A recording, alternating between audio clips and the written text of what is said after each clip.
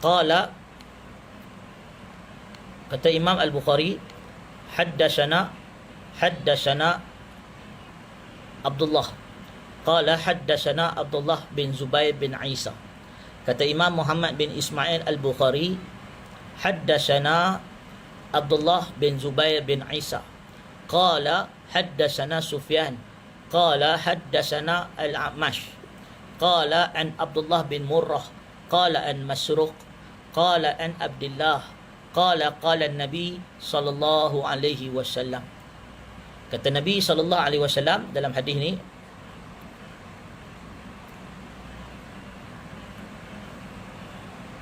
laisa min nafsin tukhtalu zulman illa kana ala ibni Adam al-awwal kiflun minha wa rubbama qala Sufyan min damiha li'annahu awwalu man sanna al-qatla awwalan atau kama qala Rasulullah sallallahu alaihi wasallam. Kata Imam An-Nawawi rahimahullah, qala, berkata Imam Muhammad bin Ismail Al-Bukhari. Imam Muhammad bin Ismail Al-Bukhari ialah Imam Al-Bukhari, meninggal pada tahun 256 Hijrah.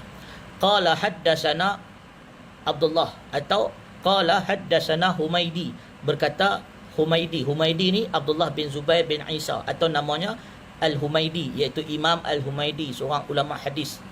Imam Al-Humaidi ni dia adalah satu zaman dengan Imam Asy-Syafi'i rahimahullah.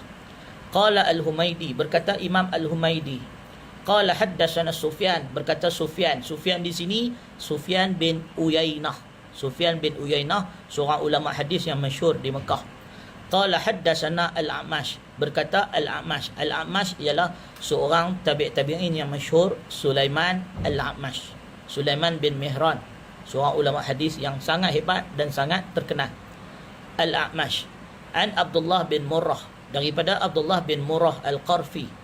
Qala an Masruq, daripada Masruq ni tabi'in, Masruq bin Ajdah. Dia ni dulu, Masruq ni disebut Masruq tu sebab dicolek nama dia. Dia masa dia kanak-kanak dulu, masa kecil dia pernah kena colek. Maka bila mak dia mendapati anak dia kena colek, mak dia tidak berputus asa. Mak dia selalu mendatangi Masjidil Haram, mendatangi Kaabah dan berdoa kepada Allah di hadapan Kaabah. Tiap-tiap hari mak dia berdoa supaya dipulangkan semula anak dia. Maka dengan izin Allah, tidak lama selepas itu budak ini dipulangkan semula. Maka nama dia pun ditukar menjadi Masruq, ataupun orang panggil dia Masruq yang dicolek.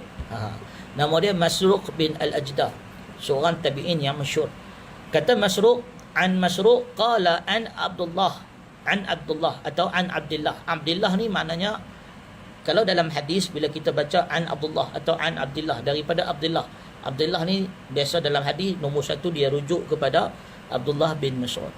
Sahabat Nabi ni ramai Abdullah bin Umar, Abdullah bin Amr bin Al-As, apa lagi, dan ramai lagi lah, antaranya Abdullah bin Mas'ud radhiyallahu ta'ala anhu.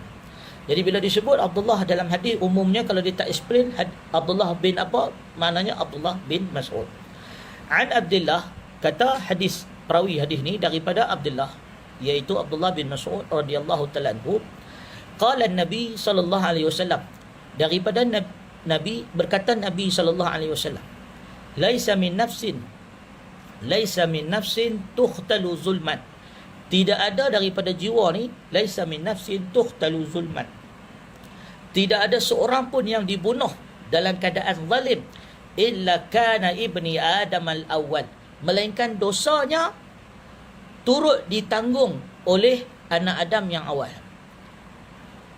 Kiflun minha, maknanya dibebankan ke atas anak Adam yang paling awal yang membunuh. Atau dalam riwayat daripada Sufyan, dia kata wa rubbama qala Sufyan min damiha, setiap titisan darah anak Adam yang ditumpahkan atas muka bumi secara zalim, dosanya ditanggung oleh anak Adam yang awal. Li'annahu, kerana kata Nabi, awwalu man sannal qatlal awwalan, kerana dialah orang yang mula-mula sekali atas muka bumi memulakan tradisi pembunuhan, pertumpahan darah. Hadis riwayat Al-Bukhari dan Muslim. Sahabat-sahabat yang dikasihi sekalian, Hadis ini adalah hadis yang sahih, muttafaqun alaih. Imam Nawawi bawa hadis ni diletakkan dalam bab berkenaan dengan galakkan untuk mengajak orang lain kepada kebaikan dan larangan mengasaskan satu sunnah yang jahat dalam Islam. Nak tunjuk kepada kita sahabat-sahabat yang dikasihi sekalian, apabila kita beramal dengan satu amalan kebaikan dan amalan itu kita mulakan sehingga dijadikan satu pedoman atau menjadi satu teladan atau diikuti oleh orang lain. Lalu orang lain yang mengikuti kebaikan yang kita buat, kita turut mendapat habuan pahala daripada perbuatan mereka mengikut kita. Dan begitu juga kalau kita mengasaskan satu benda yang jahat atau kita buat perbuatan maksiat atau dosa. Lalu perbuatan dosa yang kita buat itu ditiru oleh orang lain, diikuti oleh orang lain, maka kita turut mendapat habuan dosa, habuan azab daripada dosa orang-orang yang mengikuti perbuatan jahat kita. Maka sebab itu di antara sikap ataupun sifat agama ini adalah menggalakkan atau menyuruh supaya orang-orang yang beriman merahsiakan dosa. Tujuannya supaya jika kita menzahirkan dosa, dibimbangi dosa kita akan memotivasi orang lain untuk buat benda yang sama. Maka sebab itu kaedah dalam Islam, kaedah asas ialah kita disuruh menyembunyikan dosa. Maka dalam Islam, Allah Subhanahu Wa Taala mengampunkan dosa hamba-hamba dia kecuali orang-orang yang mujahirun, orang-orang yang menzahirkan dosa kepada orang lain. Dia buat jahat, lepas tu dia duk bangga cerita dekat orang dalam media sosial. Dia tidak menutup aurat. Tak apalah, itu dosa dia dengan Allah. Tetapi dia sengaja dah tak tutup aurat, dia pergi rakam pula video dia, tunjuk pula gambar dia, pakaian dia, tabarruj dia pada orang ramai. Maka dia menzahirkan dosa dia. Maka dalam Islam, orang-orang yang seperti ini dimurkai oleh Allah dan dosanya tidak diampunkan, sebagaimana yang disebut di dalam hadis. Jadi beza tuan-tuan. Kita buat jahat, buat senyap-senyap. Dan kalau kita buat jahat, kita buat senyap-senyap, ada orang pergi bongkar aib kita, maka itu dia yang tanggung dosa. Dan Allah sudah pun menutupi dosa kita. Tetapi orang yang dia buat dosa, kemudian dia zahirkan dosanya kepada orang lain, maka dia dikutuk dan dikeji oleh agama. Maka sebab itu dalam hadis yang kita bacakan ini daripada Ibnu Mas'ud, Nabi SAW bersabda, "Laisa min nafsin tuqtalu zulman." Tidak ada satu jiwa pun yang telah dibunuh secara zalim illa kana ala ibni Adam al-awwali kiflun minha. Melainkan ada habuan, ada bahagian bagi anak Adam yang pertama yang telah menumpahkan darah itu. Wa rubbama qala Sufyan min damiha, atau dalam riwayat yang lain disebut oleh Imam Sufyan, setiap darah yang dititiskan atas muka bumi ada habuan bagi anak Adam yang pertama. Li'annahu awwala man sannal qatla awwalan, kerana dialah orang yang memulakan, mengasaskan perbuatan membunuh atas muka bumi ini. Hadis riwayat Al-Bukhari dan Muslim. Sahabat-sahabat yang dikasihi sekalian, mengasaskan satu perbuatan jahat dalam hidup kita ni adalah merupakan bencana yang besar. Kita ingat kita dah mati, kita ingat kita dah bertaubat, dah selesai. Rupa-rupanya kerana kita masih atau kita pernah mengadakan atau mereka atau mencipta satu perbuatan jahat yang diikuti oleh orang lain, ditiru oleh orang lain, maka ia tidak selesai.